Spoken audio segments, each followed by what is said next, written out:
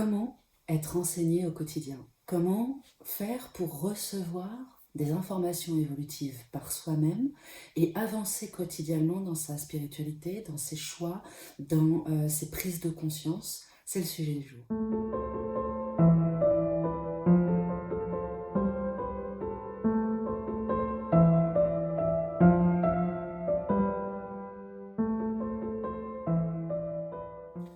Bonjour, je suis Bérangère, je suis médium, coach et thérapeute en développement personnel et je vous accompagne depuis 2012 pour développer vos capacités.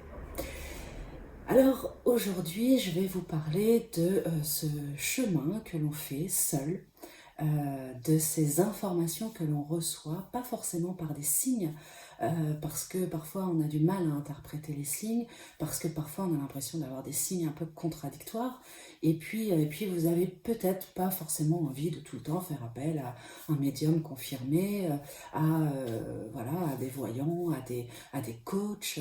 Vous pouvez aussi développer votre propre guidance au quotidien. Alors, comment est-ce qu'on fait ça ? C'est pas très très compliqué, ce sont des petites choses qu'on met en place, mais qu'on met en place sur la durée.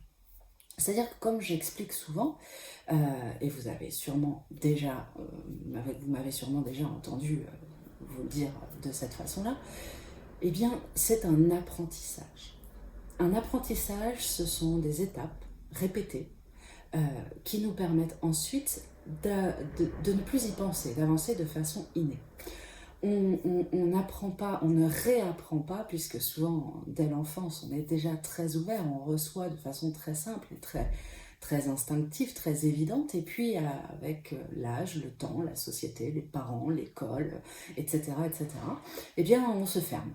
On se ferme, et puis un jour, eh bien, on va s'ouvrir du fait de notre sensibilité, du fait de nos questionnements. Et lorsque l'on s'ouvre, eh bien, il faut réapprendre. Alors, c'est quand même un peu comme le vélo, ça s'oublie pas, mais ça s'oublie quand même. C'est-à-dire que ça ne s'oublie pas, mais plus on avance en âge et plus on a peur de tomber. Et c'est un peu l'image avec le vélo, c'est-à-dire que enfant, on monte sur vélo, on tombe, on remonte, on recommence, et puis à un moment, on sait faire du vélo. Et si on arrête de faire du vélo pendant 30 ans, 35 ans, et bien quand on arrive à l'âge de 50, 60 ans, remonter sur un vélo, on va se souvenir comment faire pour faire du vélo, on a bien compris le principe d'équilibre, etc. Mais on va être beaucoup plus prudent, on va faire attention, on va prendre nos virages différemment, c'est un petit peu la sagesse, mais aussi la peur. Quand on vieillit, on a un peu plus peur que quand on est foufou à 15 ans. Et donc, la spiritualité, la discussion avec son soi supérieur, avec l'univers, c'est un peu la même chose. C'est-à-dire que c'est très instinctif quand on est enfant, et puis quand on s'est coupé, eh bien, en fait, on se rend très vite compte qu'on sait le faire, mais on doute de soi, on a besoin de technique, on se dit qu'il va falloir faire des choses précises, et puis il y a la notion de est-ce que je mérite, est-ce que j'ai le droit, est-ce que je suis capable, est-ce que je vais y arriver, est-ce que le regard des autres, vraiment la totalité de tout ce qui nous constitue et qui nous freine et qui nous filtre surtout. Bien, alors si ça peut vous aider un petit peu, on va remettre pas à pas les choses en place. Votre spiritualité, votre écoute, votre réception, elle est absolument parfaite. Vous n'avez rien à développer. Il n'y a rien à ouvrir plus. Il n'y a rien à amplifier. La seule chose qui change la donne par rapport à votre réception et par rapport à votre capacité à recevoir, c'est seulement votre écoute. C'est parce que vous écoutez une musique que vous reconnaissez la voix du chanteur, le titre, les paroles, etc. Mais sinon, c'est un brouhaha.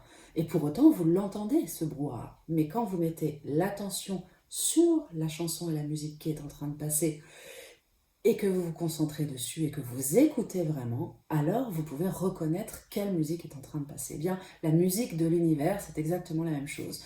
C'est une sorte de brouhaha que vous recevez constamment, toute la journée, jour et nuit, éveillé ou endormi, en demi-somnolence ou en train de faire autre chose. Vous la recevez comme un bruit de fond Mais si vous ne placez pas l'écoute dessus, eh bien, vous avez pas l'intégration qui se fait, en fait, tout simplement. La conscientisation et l'écoute réelle, en fait. Et c'est ça qu'il suffit de ramener. Progressivement, d'être en écoute véritable. En écoute véritable, c'est en attention.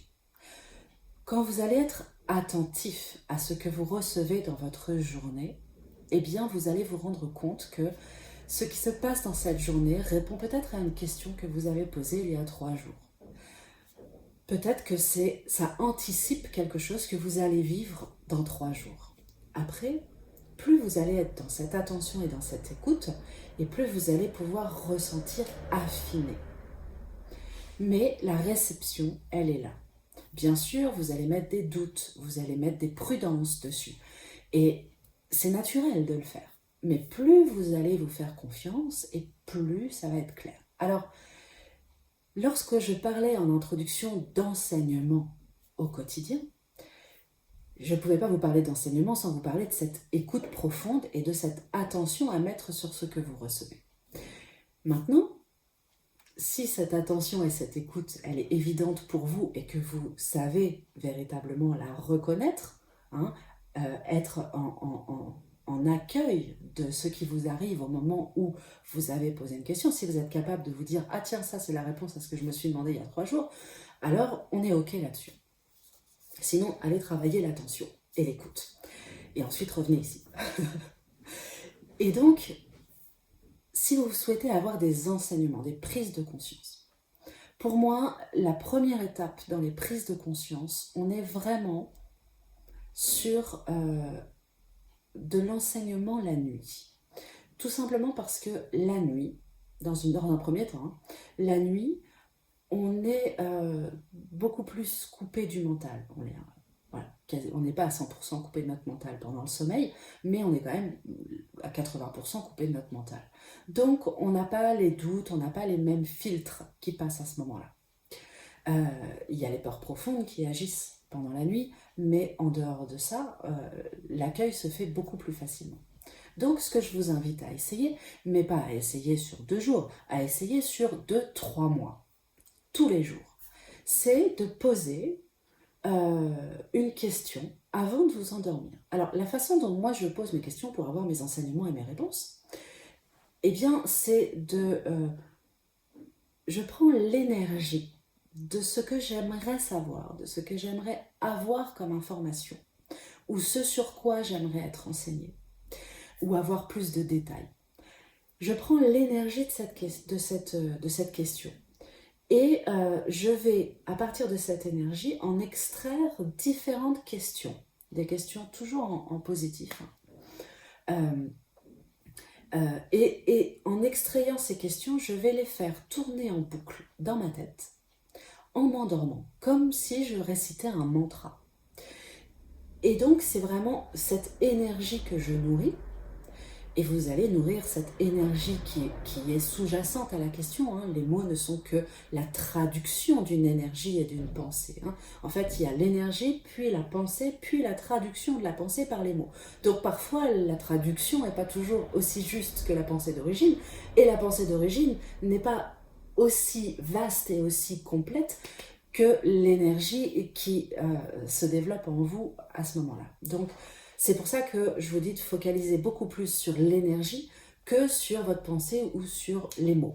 Et que donc, autour de cette énergie, peuvent se constituer plusieurs questions, plusieurs phrases, plusieurs reformulations d'une même question, de façon à englober l'énergie.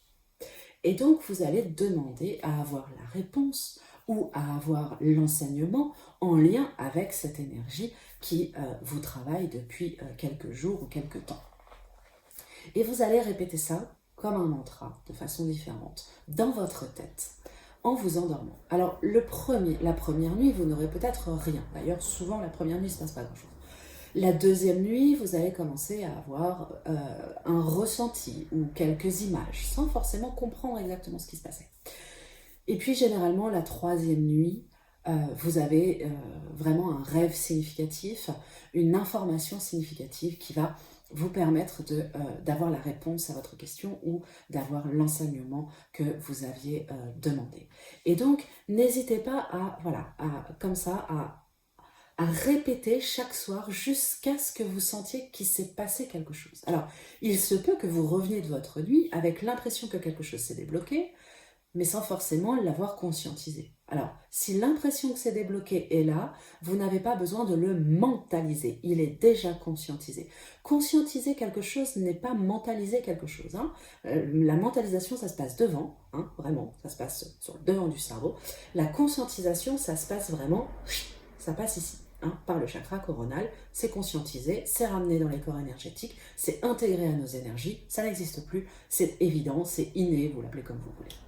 Donc, si vous n'arrivez pas à le mentaliser, peu importe, si vous sentez que quelque chose s'est débloqué, c'est que c'est conscientisé, c'est parfait.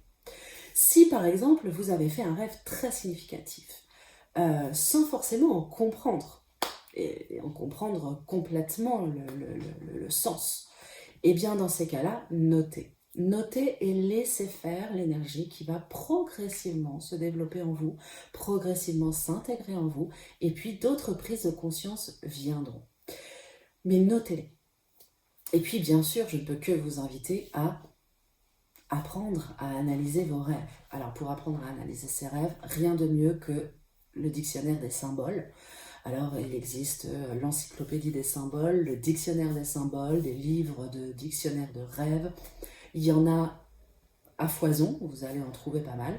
Et vraiment, moi je travaille avec le dictionnaire des symboles. C'est un, je ne sais plus sur la couverture ce que c'est un phénix, je crois, et orange, et voilà, tout simplement. Et en allant voir les symboles, en fait, vos rêves sont remplis de symboles forts. Et ces symboles, en fonction des sociétés, des religions, des peuples sur la planète, ont une signification particulière et cette signification apporte des informations. Donc après, c'est à vous d'aller chercher ces informations. Et puis vous allez voir que si pendant 2-3 mois, vous ne faites que ça, juste ça, demandez, récitez comme un mantra, demandez, que vous pouvez aussi demander dans la journée, mais le soir en s'endormant, on est dans le lâcher prise, on est vraiment dans une respiration profonde qui cherche à intégrer, donc vous allez très vite être emmené, et puis ensuite écrivez ce que vous avez reçu. Faites ça 2-3 mois, et vous allez vous rendre compte que finalement, toutes les réponses et les enseignements que vous avez reçus pendant la nuit, eh bien, vous en avez que vous recevez le jour par l'intermédiaire de signes, de gens, de plein de différents médias qui arrivent à vous, par différents canaux, eh bien, viennent corroborer ou compléter, ou en tout cas, viennent faire grandir cette prise de conscience. Voilà comment moi je suis enseignée depuis très longtemps sur des choses que je demande, enseignées alors après par votre âme, l'univers, Dieu, les guides, vous les appelez comme vous voulez, mais vous recevez des enseignements qui vous amènent à des prises de conscience, à des intégrations et donc à des changements et à des évolutions. En commençant par la nuit, vous verrez qu'ensuite, vous allez développer encore plus l'écoute et l'attention et que vous allez recevoir dans la journée, avoir des prises de conscience dans la journée. Et puis ensuite, quand vous poserez des questions, l'enseignement sera quasi instantané. Tout ça, c'est sur du temps et du temps à répéter, répéter, répéter, répéter, répéter. Comme quand on apprend à lire à un enfant. Au début, c'est difficile et ensuite, on lit très très facilement et fluidement. Et bien, c'est comme si vous découvriez une nouvelle langue. Apprenez comment est-ce que vous parlez cette langue et écoutez comment est-ce que vous traduisez à l'intérieur de vous cette langue. Et puis lorsque ça deviendra de plus en plus fluide, eh bien, ce sera juste une évidence de communication à l'intérieur de vous-même. Voilà, j'espère que ça vous aidera un petit peu. Je vous souhaite d'excellents enseignements. N'hésitez pas si vous voulez vous former. J'ai fait des ateliers pour apprendre à ressentir les énergies, pour apprendre à écouter ces guides, avec des formations complètes.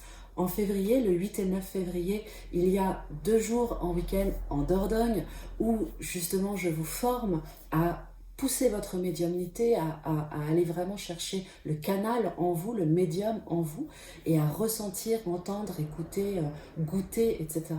Et donc n'hésitez pas, il reste quelques places, pas beaucoup mais quelques places et vous pouvez encore vous inscrire en allant sur le site www.passeurénergétique.fr. Voilà, je vous dis à bientôt pour une prochaine vidéo. Bye bye.